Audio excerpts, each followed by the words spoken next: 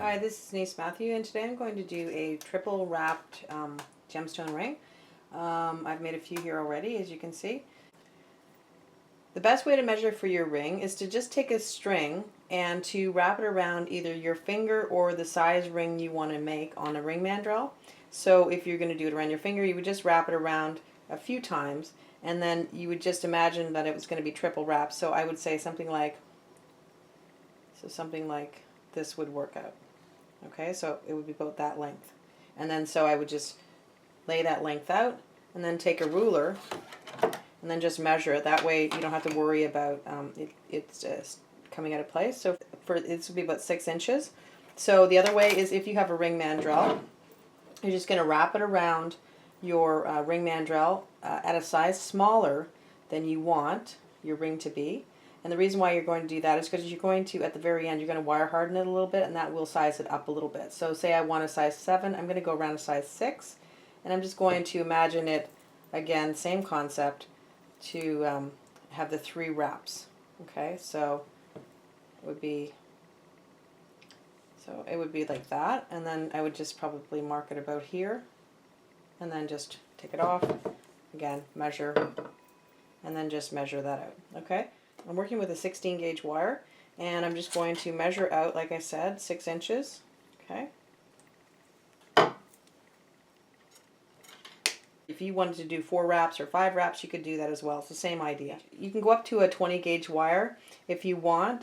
It will be a much lighter ring than a 16, and you probably could go down to a 14. It's really according to what you have on hand and what kind of a look you're going for. So just take your hammer and you're going to paddle out the ends, and I'll show you what that looks like.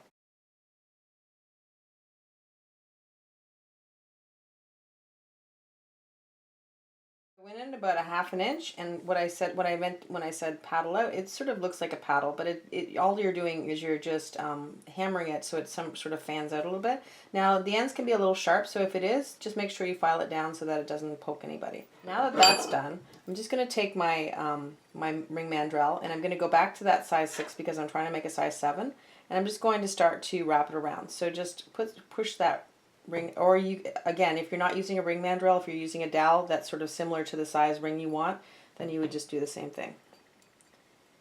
So just wrap it right around as many times as it will go, and it should go 3 because we measured, which it does. Let it off your ring mandrel, and this is what you're going to have. Okay, some people might like that ring as it is, and you could just go ahead and wear it. I'm just going to add a few gemstones to it. So just the only thing I need to do now is just sort of pull it apart a little bit, just a little bit. And then the only reason why I'm doing that is because I'm going to put beads between those spaces. Okay, so just pull it apart a little bit. And if you pull it apart too far, don't worry, because when we wire it, we will pull those bits together. So I'm working with pearl beads. Okay, and you can use a smaller bead, a bigger bead, whatever you like. You could use, I've used carnelian here. I've used, this is an ammonite. It's whatever beads you have. You could use crystals too. I have about 1.5 foot of 24 gauge wire.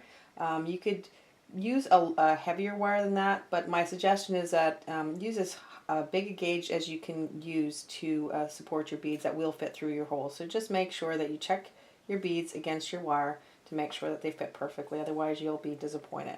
So just leaving a little tiny tail, I'm just going to wrap it around this wire, and this is just going to stabilize it on my ring. Okay, and if you notice, the reason why I paddled those ends is that way the wire will not slide off the ends. Okay, so just wrap it around maybe about 2 times, and then you can take that little tail that you have, and then you can just sort of wrap that in. So just take your pliers and use that to wrap it in. Okay, and push them all together. Make sure there's no sharp bits. If there are, just trim it back. I'm just going to cut that little piece off there, off the back. Just push it in a little bit. Again, you can work a little bit further in, and then you can push it out. Wrap it around so that your wire is coming underneath your other wires, if you can notice, and then it's sort of on top of that.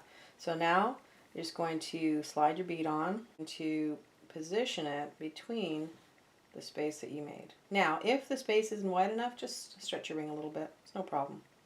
Okay, and now just take your wire and just, you want to stabilize that. So you see, notice the pearl is moving. So just take your wire and just thread it underneath your middle wire. And all you're doing here is you're just stabilizing your bead. So I have it once, and probably about 2 times will be fine. Okay. And try and keep your wraps close together. And again, if they're not close enough, just take your pliers and just bring them together like that. Easy enough. Okay, now I have that stabilized pretty well. So just next one is going to come on. So slide your next bead on. Okay, same concept. You're just going to take your wire and you're just going to go right under, pull it through like that. One more time.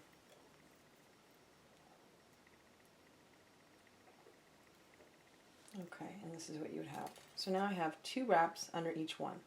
Now, if you're happy with that, you can basically just maybe wrap a couple more times on this so it sort of matches the top part, and then you could just trim it and you would have your ring. I like to just wrap around a little bit around the beads, and that just gives it a little different look. So now that that's done, I'm just going to wrap one more time around the bottom end.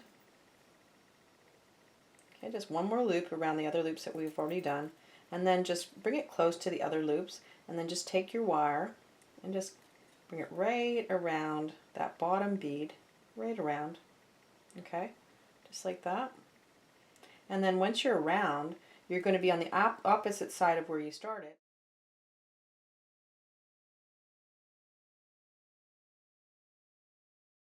Do one wrap, okay, like that.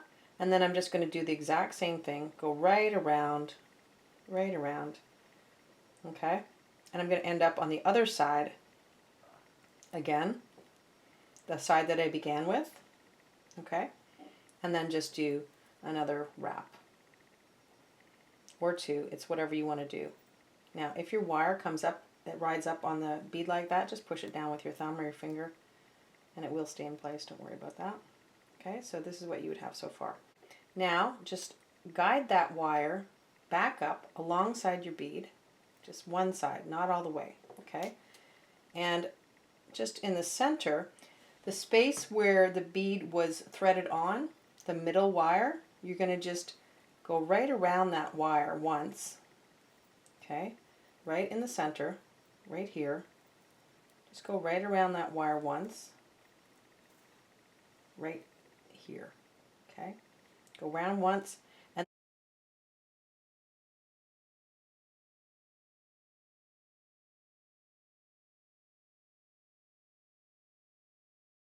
what that'll do is it will start you from the beginning point again to start on the top bead, okay?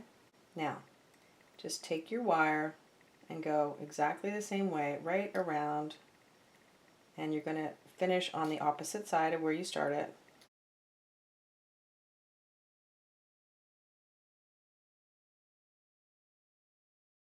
The wires right up, just push them down with your fingers. Okay, now I've just done a couple wraps there.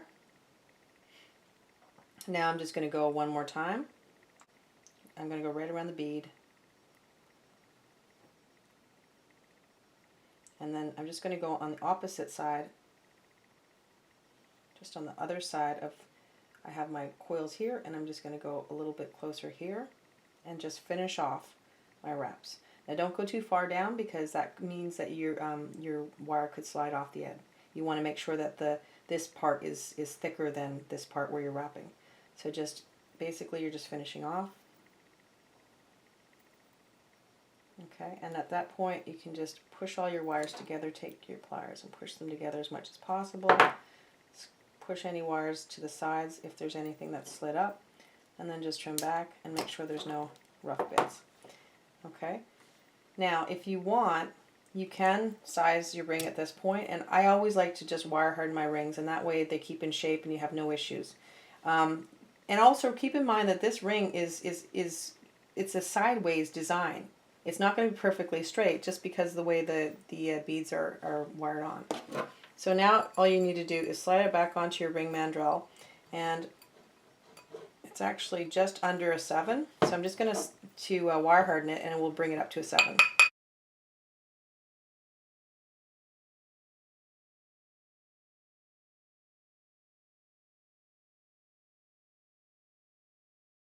And at this point you can just make sure all the wires are exactly where they're supposed to be.